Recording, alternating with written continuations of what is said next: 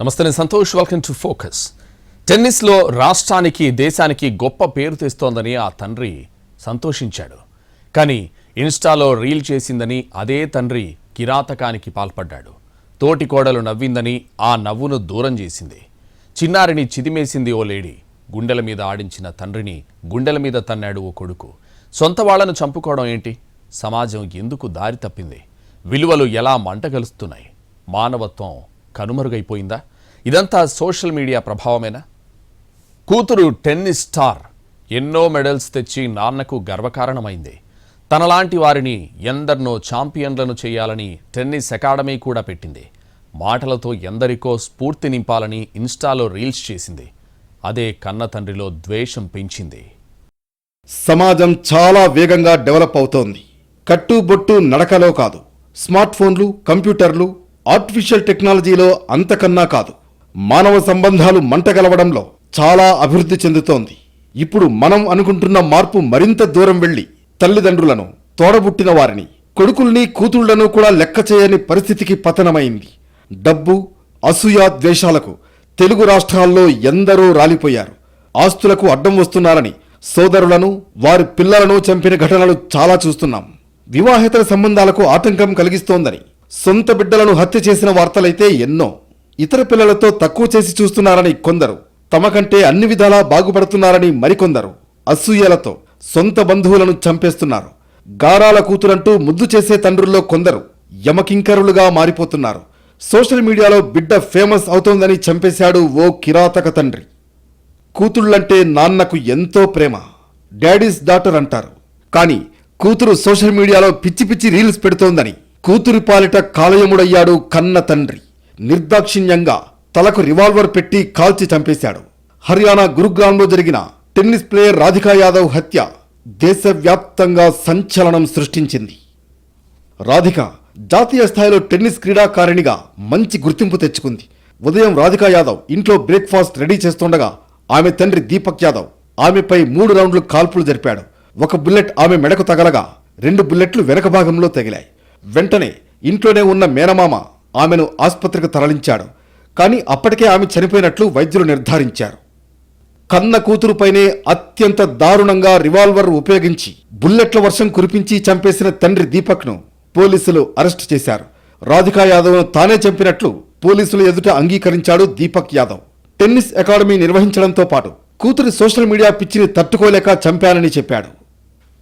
Social మీడియాలో lime లైట్లో ఉండేందుకు నిత్యం రీల్స్ చేసేది రాధికా యాదవ్. కానీ అది తండ్రికి ఇష్టం లేదు. ఈ అలవాటు మానుకోవాలని పలుమార్లు చెప్పాడు కూడా. కానీ రాధిక పట్టించుకోలేదు. ఈ పరిణామాలన్నీ కూతురిపై కోపాన్ని పెంచాయి. ఇప్పటికే కూతురిపై పగతో రగిలిపోతున్న తండ్రి దీపక్ కూతురుకు సంబంధించి ఒక మ్యూజిక్ వీడియో కూడా నెట్లో రావడం మరింత ఆజ్యం పోసింది. ఆ వీడియోలో రాధిక ఓ యువకుడికి ప్రియురాలుగా నటించింది. ఆ వీడియోలో కొన్ని రొమాంటిక్ సీన్లు ఉండడంతో కూతురుని తండ్రి మందలించినట్లు తెలుస్తోంది. వీడియోలో చేయొద్దని చెప్పినా వినకపోవడంతో ఈ ఘాతుకానికి పాల్పడినట్లు తెలుస్తోంది. గతంలో దీపక్ ఓల్డ్ గురుగ్రామ్లో డీప్ యాక్సెసరీస్ అనే కార్ల విడిభాగాల షాప్ నడిపించేవాడు. కానీ దాన్ని తర్వాత మూసేశాడు. పలు బిల్డింగ్స్ ద్వారా అద్దె ఆదాయం కూడా వస్తోంది. రాధిక టెన్నిస్ కెరీర్ కోసం దీపక్ చాలా కష్టపడ్డాడని స్థానికులు వెల్లడించారు. ఆమె స్థాపించిన టెన్నిస్ అకాడమీని కూడా మొదట్లో ప్రోత్సహించాడు. అయితే కూతురు టెన్నిస్ అకాడమీ ద్వారా వచ్చే డబ్బుతో బతుకుతున్నావంటూ తనను బంధువులు వెక్కిరిస్తున్నారని రగిలిపోయాడట దీపక్. రాధికా యాదవ్ 2000 మార్చి 23న జన్మించింది. రాధికా యాదవ్ టెన్నిస్లో సత్తా చాటింది. జాతీయ, అంతర్జాతీయ వేదికలపై తనదైన ముద్ర వేసింది. అంతర్జాతీయ టెన్నిస్ సమాఖ్య డబుల్స్ ర్యాంకింగ్స్లో రాధిక ర్యాంక్ 113. అదే విభాగంలో ప్రపంచవ్యాప్తంగా టాప్ 200లో కూడా నిలిచింది. ఇతర అగ్రశ్రేణి క్రీడాకారులతో పోటీ పడుతూ భారత టెన్నిస్లో ఎదుగుతున్న ఆశా కిరణం రాధికా యాదవ్. దేశం పెట్టుకున్న ఆ ఆశను తుంచేశాడు తండ్రి. కూతురు ఎదుగుదలను చూసి గర్వించాల్సిన దీపక్ నరహంతకుడిగా మారాడు. కొందరికి విలువలే ఆస్తులు, మరికొందరికి ఆస్తులే పంచప్రాణాలు. అప్పనంగా ఆస్తిపాస్తులు ఒళ్ళో వాలిపోవాలని ఏకంగా ప్రాణాలు తీసేందుకు వెనకాడరు. కోరుట్ల, మెదక్, గచ్చిబౌలి ఘటనలు ఏం చెబుతున్నాయి? ఉమ్మడి కరీంనగర్ జిల్లా కోరుట్లలో ఈ మధ్య కాలంలో జరిగిన ఒక దారుణం అందర్నీ కలచివేసింది. కూతురు లాంటి 5 ఏళ్ల పాపను అత్యంత దారుణంగా చంపేసింది పిన్ని. చిన్నారి తల్లిదండ్రులు బాగా సంపాదిస్తున్నారని, తాము మాత్రం ఏమీ లేని వాళ్లంగా ఉంటున్నామన్న అసూయతో హత్య చేసింది. చేసిందంతా చేసి ఏమీ ఎరగని దానిలా నాటకాలాడింది. చివరికి పోలీసులు రంగంలోకి దిగి రకరకాల కోణాల్లో విచారిస్తే కిరాతకురాలి బండారం బయటపడింది. కోరుట్లలోని ఆదర్శనగర్లో నివాసం ఉంటున్న ఆకుల రాములు, నవీన దంపతులకు కుమారుడు వేదాస్, కూతురు 5 ఏళ్ల హితీక్ష ఉన్నారు. రాములు ఉపాధి నిమిత్తం గల్ఫ్కు వెళ్లగా నవీన అత్తామామలతోనే ఉంటోంది. సాయంత్రం కాలనీకి చెందిన పిల్లలతో హితీక్ష ఆడుకుంటూ కనిపించకుండా పోయింది. దొంగ పోలీస్ పులి ఆట ఆడుకుంటూ అదృశ్యమైపోయింది బాలిక. ఇతరులకు కనిపించకుండా తప్పించుకుని తిరిగే ఆటను కాలనీలో అందరి పిల్లలతో కలిసి ఆడుకుంటుండగా మాయమైపోయింది. స్థానికుల సాయంతో పోలీసులు వెతుకుతుండగా అదే కాలనీలోని కొడుపల్లి విజయ్ ఇంటి బాత్రూంలో శవమై కనిపించింది హితీక్ష. ఆ ఇంట్లో ఉండే విజయ్ ఎక్కడున్నాడని ఆరా తీసిన పోలీసులు సెల్ ఫోన్ ద్వారా అతనితో మాట్లాడితే వరంగల్ జిల్లా నర్సంపేటలో ఉన్నట్లుగా చెప్పాడు. అతను నర్సంపేటలో ఉంటే బాలిక మృతదేహం అతడి ఇంట్లోని బాత్రూంలోకి ఎలా వచ్చిందన్న సందేహాలు వచ్చాయి. ఇదిలా ఉంటే బాలిక తల్లితో పిన్నికి కొన్ని రోజుల నుంచి తీవ్ర స్థాయిలో మనస్పర్ధలు ఉన్నాయి. ఈ కోణంలో విచారించిన పోలీసులు అసలు హంతకురాలు పిన్ని మమతేనని తేల్చారు. దొంగ పోలీస్ ఆడుకుంటున్న పాపను ఎవరూ లేని ఇంట్లోకి తీసుకువెళ్లి చంపేసింది. పాపను హత్య చేసిన మమత గతంలో ఆన్లైన్లో బెట్టింగ్ ఆడి లక్షల రూపాయలు పోగొట్టుకుంది. ఓవైపు డబ్బులు లేకపోవడం, బాలిక తల్లి తనను చిన్నచూపు చూడడంతో కక్ష పెంచుకుని పాప ప్రాణం తీసినట్లు విచారణలో ఒప్పుకుంది. పెద్దవాళ్ల ఆర్థిక సంబంధాలు, కక్షలకు అభం శుభం తెలియని చిన్నారి హితీక్ష బలైంది. వ్యసనాలు జీవితాలను బలిపెడుతున్నాయి.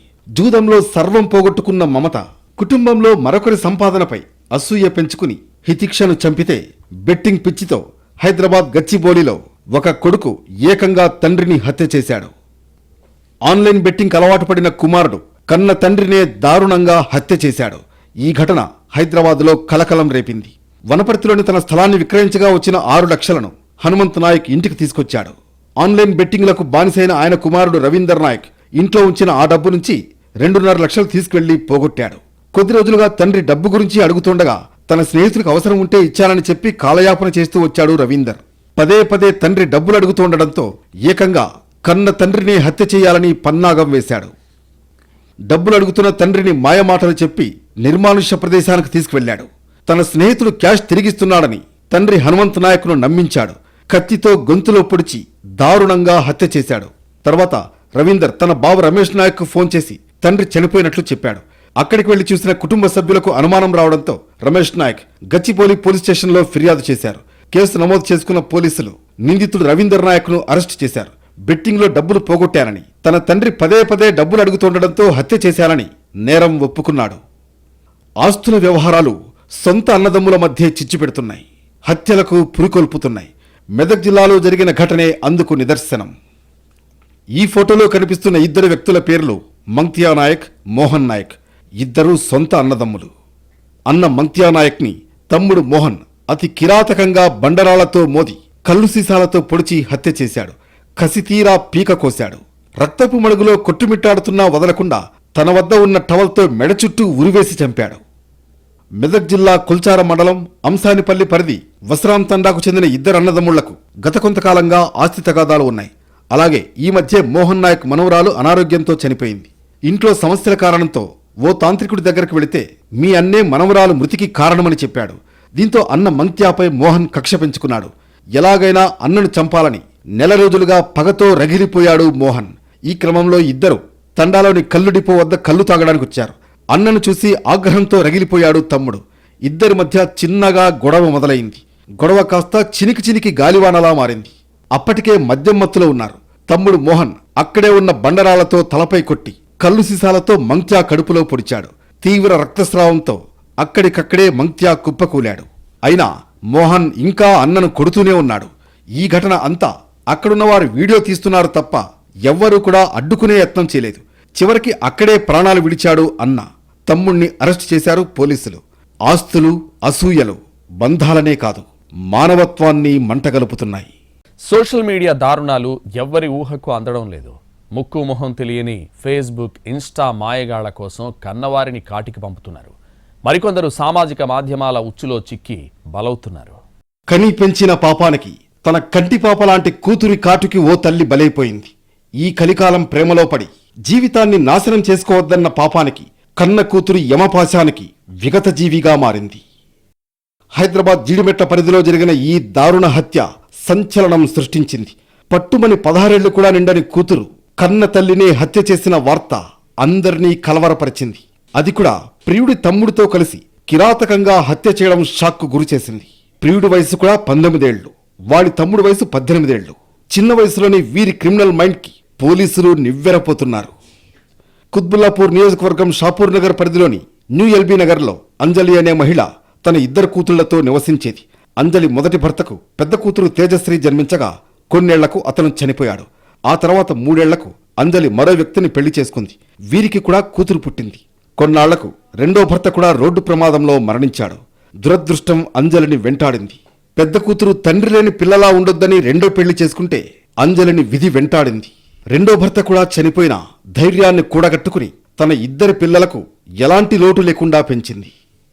అంజలి జానపద గాయకురాలు. ఉద్యమ గేయాలు పాడుతూ వాటి ద్వారా వచ్చే సంపాదనతో కుటుంబాన్ని నడిపేది. తెలంగాణ సాంస్కృతిక కళాసారథిలో ఉద్యోగం కూడా సంపాదించింది. కళ్ల ముందే పిల్లలు ఎదిగారు. ఆ ఎదుగుతున్న వయస్సులో చెలరేగే ఆకర్షణ ఆలోచనలతో అంజలి కుటుంబంలో అలజడి మొదలైంది. జీడిమెట్లలో 10వ తరగతి చదివే అంజలి పెద్ద కూతురుకు డీజే ఆపరేటర్ శివతో ఇన్స్టాగ్రామ్లో పరిచయం ఏర్పడింది. అది కాస్త ప్రేమకు దారితీసింది. కాని ఈ ప్రేమను బాలిక తల్లి ఒప్పుకోలేదు. పైగా ప్రేమాయణం వద్దని పదే పదే మందలించింది. దీన్ని తట్టుకోలేని బాలిక ప్రియుడు శివ, అతడి మైనర్ తమ్ముడితో కలిసి తల్లి హత్యకు కుట్ర పన్నింది. తల్లి తన ప్రేమకు అడ్డొస్తుందని భావించి ఈ హత్యకు పాల్పడినట్లు నిందితురాలు పోలీసుల దర్యాప్తులో వెల్లడించింది.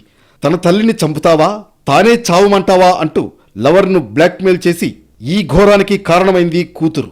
ముక్కు ముఖం తెలియని వాడిని ఇన్స్టాలో లవ్ చేసి ప్రత్యక్ష దైవం లాంటి అమ్మనే హత్య చేసింది. ముక్కు ముఖం తెలియదు, నేరుగా పరిచయమూ ఉండదు. ఒకే వీధిలో ఉండేవారి మనస్తత్వమే సరిగా అర్థం కాదు. ఎక్కడో ఉండి ఫేస్బుక్, ఇన్స్టా వంటి సోషల్ మీడియా వెబ్సైట్స్లో పరిచయమయ్యే వ్యక్తుల గురించి ఎలా తెలుస్తుంది? వారి వ్యక్తిత్వం ఏమని అర్థమవుతుంది?